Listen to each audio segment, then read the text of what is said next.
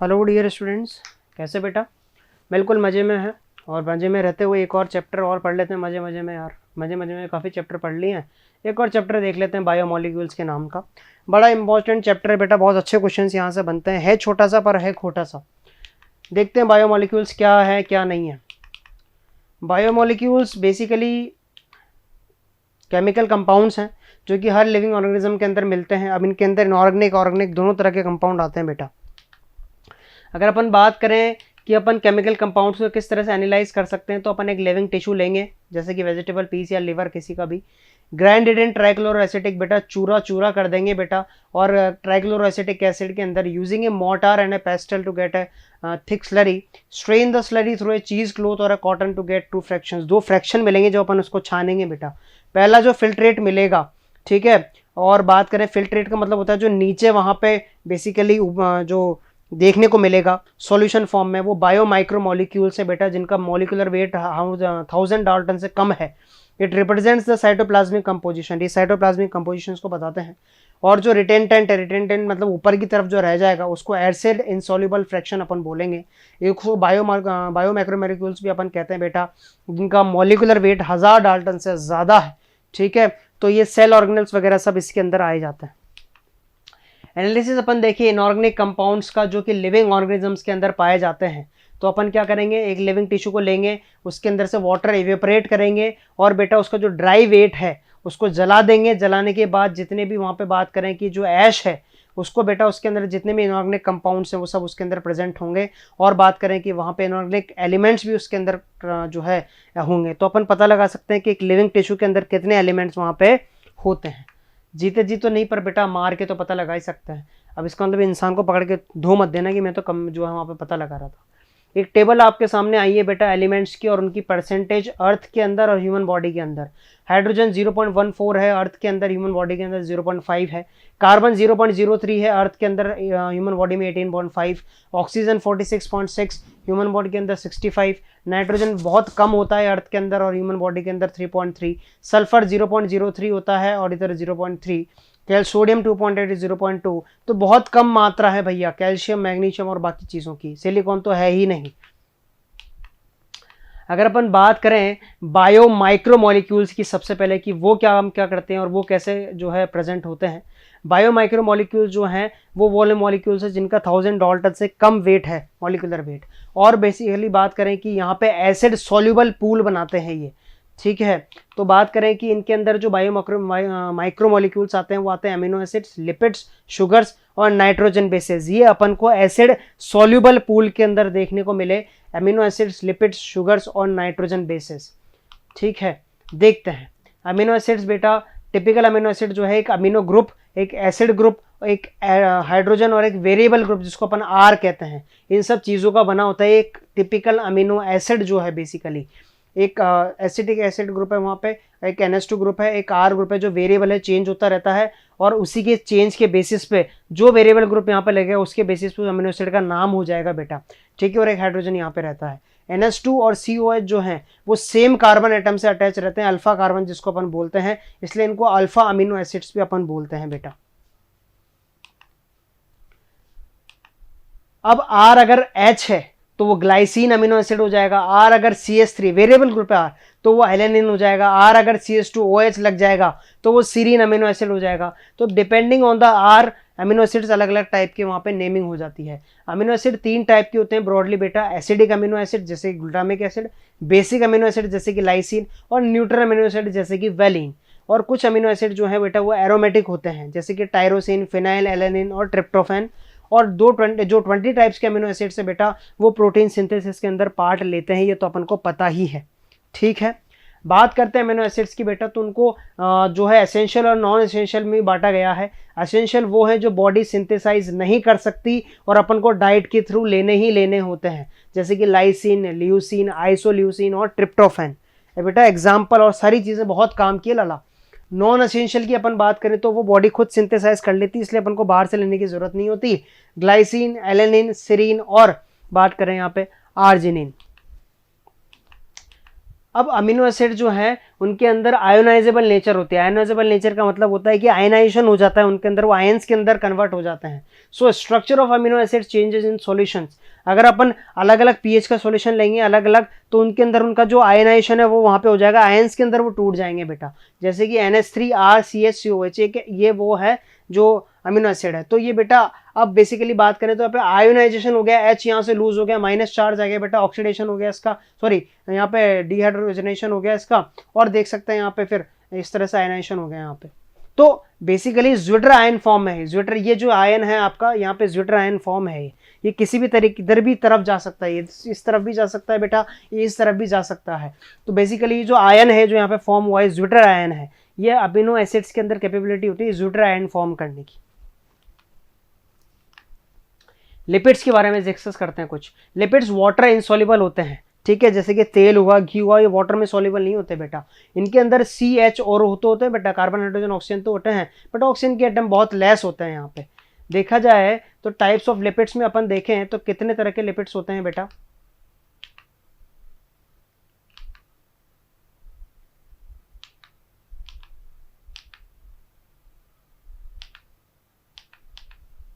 Simple lipids सबसे पहला type है, टाइप ऑफ लिपिड है simple lipid. These are formed of fatty acids and alcohol like glycerol. ये fatty acids और alcohol जैसे कि ग्लिसरॉल से मिलके बनते हैं बेटा। फैटी एसिड्स ऑर्गेनिक एसिड्स होते हैं जिनके अंदर हाइड्रोकार्बन की चेन होती है, ठीक है, और उनके अंदर बेटा RCOH ग्रुप होता है, ठीक है, R वेरिएबल है वहाँ पे। जैसे कि एग्जाम्पल है पामिटिक एसिड का, उसमें 16 कार्बन के एटम होते हैं बेटा, ठीक है, तो ये R16 कार्बन के एटम्स हैं, ठीक है, और COH तो वहाँ पे है ही सही। और एराकिडोनिक एसिड जहाँ पे 20 कार्बन के एटम्स वहाँ पे होते हैं। तो ये आपको ध्यान रखने, दोनों एग्जांपल NCERT के हैं बेटा। पामिटिक एसिड के 16 कार्बन, एराकिडोनिक एसिड के 20 कार्बन, और बेटा यहाँ पे बेसिकली बात करें 14 एटम्स होते हैं, 14 ग्रुप्स होते हैं CH3CH2 एथाइलिन के बेटा यहाँ पे। फिर आते हैं बेटा फैटी एसिड्स के, यहाँ पे जो है बेसिकली टाइप्स आते हैं। ग्लिसरॉल का अपन स्ट्रक्चर देख रहे हैं, जैसे कि CH2OH, CHOH और CH2H, ये ग्लिसरॉल का स्ट्रक्चर है बेटा, जिसको अपन ट्राईहाइड्रोक्सी प्रोपेन भी कहते हैं। तो बेसिकली जब बात करते हैं अपन तो फैटी एसिड जो है वो एस्टरीफाइड होते हैं, उनके अंदर एस्टर का बॉन्ड प्रेजेंट होता है with glycerol to form fats और ऑयल्स। ग्लिसरॉल का फैटी एसिड्स के साथ एक बॉन्ड होता है जिसको एस्टरीफिकेशन बॉन्ड कहते हैं, एस्टरीफाइड बॉन्ड कहते हैं, एस्टर बॉन्ड कहते हैं। इट इंक्लूड्स मोनोग्लिसराइड्स, डाइग्लिसराइड्स और ट्राइग्लिसराइड्स। जो मोनोग्लिसराइड्स होते हैं देख सकते हो फैटी एसिड्स की पूरी चेन है, पामिटिक एसिड फैटी एसिड है, उसके साथ ग्लिसरॉल वहाँ पे जुड़ी हुई है बेटा। मोनोग्लिसराइड, डाइग्लिसराइड और ट्राइग्लिसराइड किस फॉर्म से बोलते हैं अपन, जैसे कि एक ग्लिसरॉल के साथ अगर एक फैटी एसिड जुड़ गया तो वो मोनोग्लिसराइड हो गया, एक ग्लिसरॉल के साथ 2 फैटी एसिड जुड़ गए तो डाइग्लिसराइड हो गया, एक ग्लिसरॉल के साथ 3 फैटी एसिड जुड़ गए तो वो ट्राइग्लिसराइड हो गया बेटा यहाँ पे। और बेसिकली R1 R2 जो यहाँ पे हैं ये फैटी एसिड्स के मॉलिक्यूल्स ही हैं बेटा। तो जितने फैटी एसिड्स के मॉलिक्यूल जुड़ते जाएंगे उस तरह का वो वहाँ पे ग्लिसराइड होता जाएगा बेटा। अब अपन देख रहे हैं सेकंड पे कंपाउंड लिपिड्स। सिंपल के बाद देखते हैं कंपाउंड लिपिड्स। ये एस्टर्स होते हैं फैटी एसिड्स और अल्कोहल के, और इसके साथ कुछ एडिशनल ग्रुप यहाँ पर अटैच होते हैं बेटा। फॉस्फोलिपिड्स की जब बात करते हैं तो फैटी एसिड्स और ग्लिसरॉल प्लस फॉस्फेट, इसको मिला के फॉस्फोलिपिड बनता है। फैटी एसिड, ग्लिसरॉल और फॉस्फेट, तो अपनी सेल मेम्ब्रेन जो बनी हुई है फॉस्फोलिपिड की वो ऐसे बनी हुई है। They are found in cell membrane. Cell membrane के अंदर देखने को मिलते हैं। लेसिथिन एक फॉस्फोलिपिड है बेटा, ये आपको जो दिखा रखा है यहाँ पे लेसिथिन है, और देख सकते हैं यहाँ पे कि फैटी एसिड का पूरा मॉलिक्यूल है, एक ग्लिसरॉल का मॉलिक्यूल है बेटा, और फॉस्फेट यहाँ पे है ही सही। फिर आते हैं थर्ड पे डेराइव्ड लिपिड्स। ये जो लिपिड्स हैं बेटा ये प्रोडक्ट्स होते हैं hydrolysis of simple lipids. Simple lipid को अपन वाटर की हेल्प से तोड़ दें, हाइड्रोलाइसिस कर दें, तो उनका जो बेसिकली यहाँ पे होते हैं जो कंपाउंड बनता है बेटा वो कोलेस्ट्रॉल होता है। जब कंपाउंड और सिंपल लिपिड्स का हाइड्रोलाइसिस किया जाता है मिला के, तो वहाँ पे डेराइव्ड लिपिड बनते हैं जिनको बोलते हैं अपन कोलेस्ट्रॉल। कोलेस्ट्रॉल एक एग्जाम्पल है, कोलेस्ट्रॉल है बेटा। यहाँ पे कोलेस्ट्रॉल का स्ट्रक्चर कितना कॉम्प्लेक्स है, इसीलिए हार्ट अटैक कर देता है ये लगा। Based on the melting point lipids are 2 types. Melting point के लिपिड्स 2 टाइप के, फैट्स और ऑयल्स। फैट्स का जो बात करें मेल्टिंग पॉइंट जो है हाई होता है जैसे कि घी, और ऑयल्स की बात करें तो वो तेल तो जल्दी ही गर्म हो जाता है वहाँ पे। शुगर्स की बात कर रहे हैं, कार्बोहाइड्रेट्स की बात कर रहे हैं, लिपिड्स की बात कर ली, एमिनो एसिड्स की बात कर ली, थर्ड पे शुगर्स जो एक बायो माइक्रोमोलिक्यूल्स है बेटा अपने सामने। Sugars are sweet and water soluble carbohydrates होते हैं, शुगर को पानी में घोलो घुल जाती है। They are formed of CH&O in the ratio 1:2:1, एक कार्बन का 2 हाइड्रोजन के और एक ऑक्सीजन का, CH2H जैसे आप देख सकते हैं यहाँ पे। ठीक है, तो यहाँ पे बेसिकली ग्लूकोज C6H12O6 दिखाई दे रहा है और राइबोज आपको दिखाई दे रही है यहाँ पे शुगर। फिर आते हैं nitrogen bases. Nitrogen containing cyclic compounds जो कि न्यूक्लिक एसिड्स के अंदर देखने को मिलते हैं उन्हें नाइट्रोजन बेसिस कहा जाता है बेटा। नाइट्रोजन बेसिस एक तो होते हैं बेटा, वहां पे बात करें कि प्यूरिन और पायरिमिडिन। प्यूरिन है तो बेटा एडेनिन और ग्वानिन, पायरिमिडिन है तो साइटोसिन, यूरासिल और थायमिन वहां पे है। नाइट्रोजन बेसिस जो है बेटा आप देख सकते हैं, एडेनिन का स्ट्रक्चर आपने देखा हुआ है मॉलिक्यूलर बेसिस में या जेनेटिक्स में तो देखा हुआ है, यहाँ भी देख रखे हैं। यूरासिल आप देख सकते हैं यहाँ पे पायरिमिडिन के अंदर आता है। न्यूक्लियोसाइड्स क्या होते हैं, जब नाइट्रोजन बेस को शुगर के साथ जोड़ दिया जाता है तो न्यूक्लियोसाइड्स बनते हैं बेटा। एडेनिन शुगर के साथ जोड़ दिया जाए तो एडेनोसाइन बनेगा, ग्वानिन शुगर के साथ जोड़ दिया जाए तो ग्वाइनोसाइन बन जाएगा, और साइटोसिन के शुगर के साथ जुड़े तो साइटोसाइन बन जाएगा। इस तरीके से सारे नाइट्रोजन बेसिस जब शुगर के साथ जुड़े जाते हैं तो न्यूक्लियोसाइड बना लेते हैं। फिर सर आगे जाके न्यूक्लियोटाइड बेटा, वो जब फॉस्फेट ग्रुप जुड़ता है तो वो न्यूक्लियोटाइड बन जाता है। फिर आगे जाके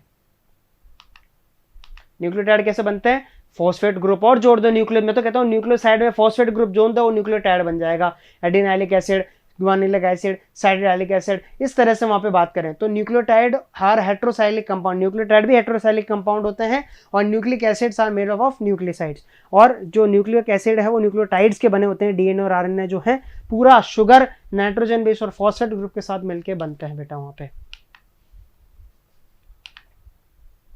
अब आती है बात बायो मैक्रोमोलिक्यूल्स की। तो बायो मैक्रोमोलिक्यूल्स के अंदर कौन कौन से कंपाउंड आते हैं। बायो मैक्रोमोलिक्यूल्स वो हैं जिनका मॉलिक्यूलर वेट 1000 डाल्टन से ज्यादा, ये अपन को पता है। और दूसरा क्वेश्चन बनता है कि बायो मैक्रोमोलिक्यूल्स वो हैं जो एसिड इनसॉल्युबल फ्रैक्शन या एसिड इनसॉल्युबल पूल के अंदर देखने को मिलते हैं। प्रोटीन्स, पॉलीसेकेराइड्स और न्यूक्लिक एसिड्स, ये जो है इनका 10,000 डाल्टन या उससे भी अबव मैं तो कहता हूं वेट है यहाँ पे। सबसे पहले देखते हैं अपन बेटा, जो देखें कि मॉलिक्यूलर वेट जो लिपिड का है वो 800 डाल्टन से ज़्यादा नहीं होता, but it comes under acid insoluble fraction. But जो लिपिड्स हैं वो एसिड इनसॉल्युबल फ्रैक्शन के अंदर आते हैं। क्यों?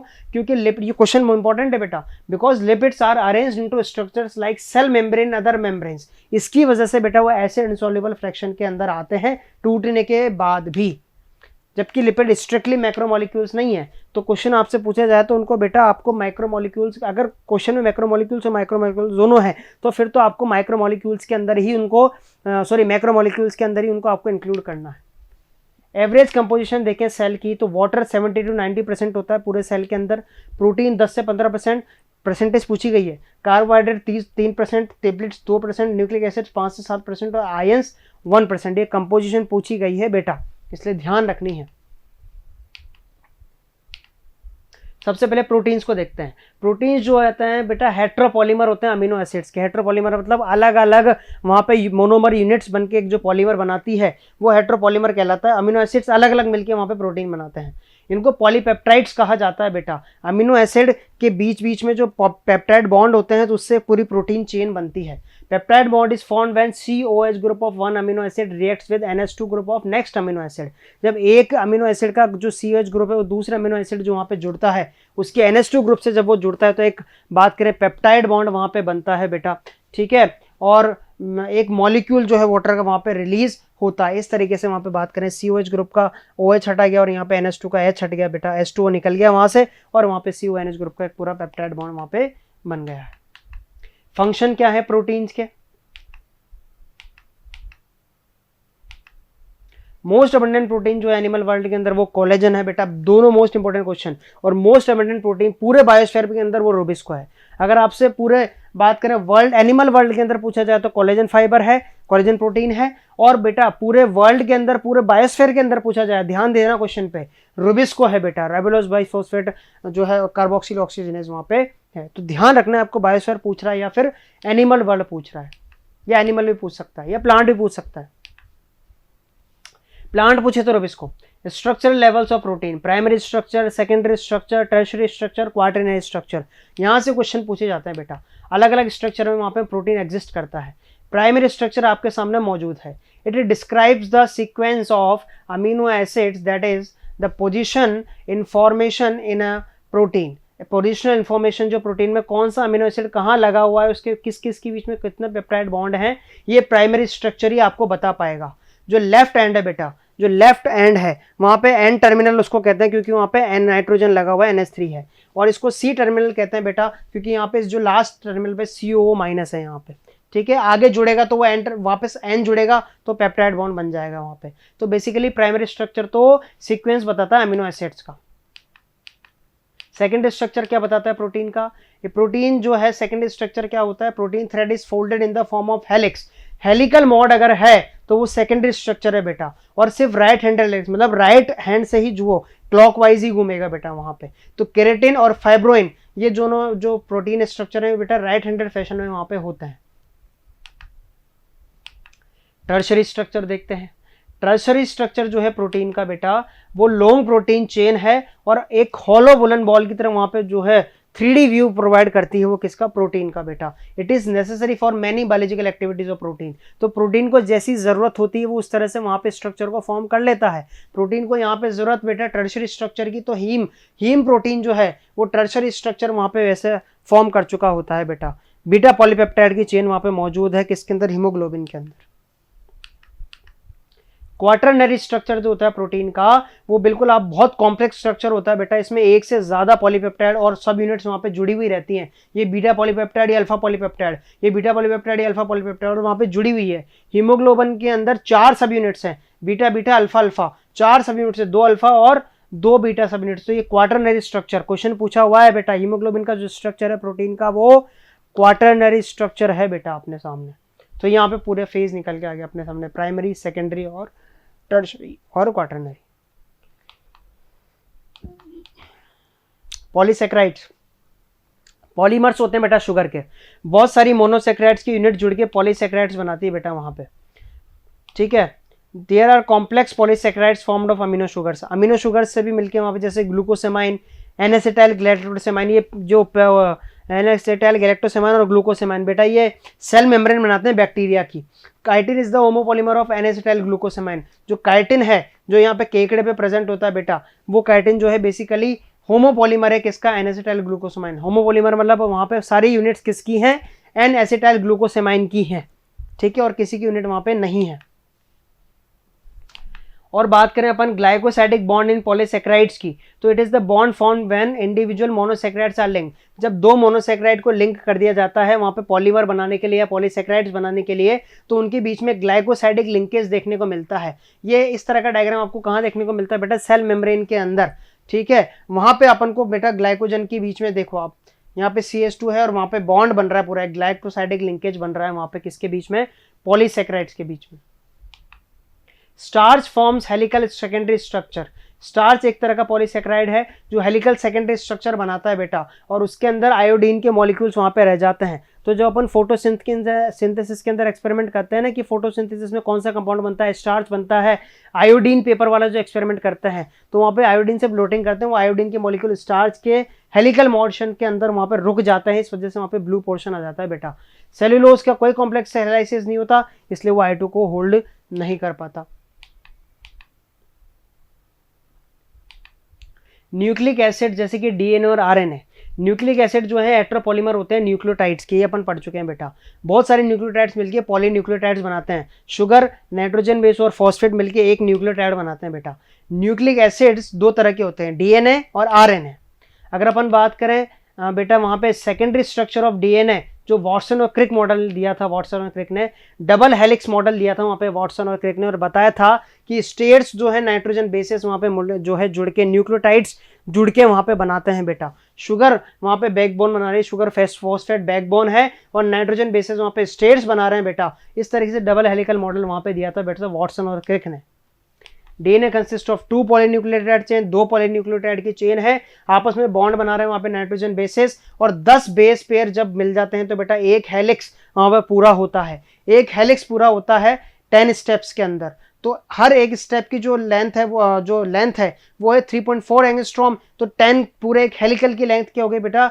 34 एंगस्ट्रॉम वहाँ पे लेंथ हो गई बेटा। तो एक हेलिक्स की लेंथ कितनी हुई? 34 एंगस्ट्रॉम। इस तरह से वहाँ पे स्ट्रक्चर होता है, फॉस्फेट ग्रुप, पेंटोस शुगर और बीच बीच में नाइट्रोजन बेसिस वहाँ पे होते हैं बेटा। तो हर न्यूक्लियोटाइड यूनिट के जुड़ने के साथ वहाँ पे बेटा बनता जाता है। Backbone of DNA is found by the sugar phosphate sugar chain, और स्टेप्स जो हैं are form from nitrogen base pairs, adenine, guanine, cytosine, thymine, सब यहाँ पे होते हैं। डीएनए के अंदर यूरासिल नहीं होता, आरएनए के अंदर थाइमिन नहीं होता बेटा। Pairs with T, adenine thymine के साथ ही पेयर होगा, ग्वानिन जो है साइटोसिन के साथ ही पेयर होगा, डबल वहाँ पे डबल बॉन्ड बना, ट्रिपल बॉन्ड बना के, और एडेनिन थाइमिन के साथ पेयर होगा डबल बॉन्ड बना के बेटा। वहाँ पे हाइड्रोजन के बॉन्ड्स होते हैं इनके बीच में, ठीक है। A phosphate molecule links the 3' carbon atom of 1 sugar of 1 nucleotide to the 5' carbon of the sugar of the succeeding nucleotide. ये जो 3' कार्बन है इसको सक्सीडिंग न्यूक्लियोटाइड के 5' कार्बन से अटैच किया जाता है बेटा। वहाँ पे कौन सा, there is an ester bond between phosphate and OH group of sugar. Phosphate और OH ग्रुप जो शुगर का है उसके बीच में एक जो है वहाँ पे एस्टर बॉन्ड होता है, जिसको फॉस्फोडाइस्टर बॉन्ड भी अपन कहते हैं बेटा। और शुगर और नाइट्रोजन के बीच में जो बॉन्ड होता है, शुगर और नाइट्रोजन बेस के बीच में जो बॉन्ड है, इसको बेटा बोलते हैं अपन एन ग्लाइकोसाइडिक बॉन्ड बोलते हैं। तो बॉन्ड्स के नाम आपको ध्यान रखने हैं। वैसे तो अपन जब पढ़ेंगे मॉलिक्यूलर बेसिस ऑफ इनहेरिटेंस तो उसके अंदर भी अपन को देखने को मिलेगी ये चीज़। तो ये अपन ने बात करी बेटा यहाँ पे डीएनए आरएनए की, कुछ बायो मैक्रोमोलिक्यूल्स का अपन ने जिक्र किया, समझा कि किस तरह से उनकी स्ट्रक्चर रहती है।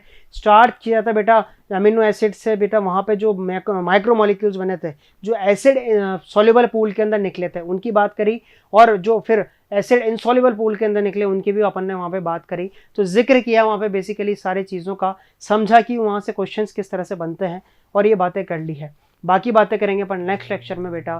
तब तक के लिए थैंक यू।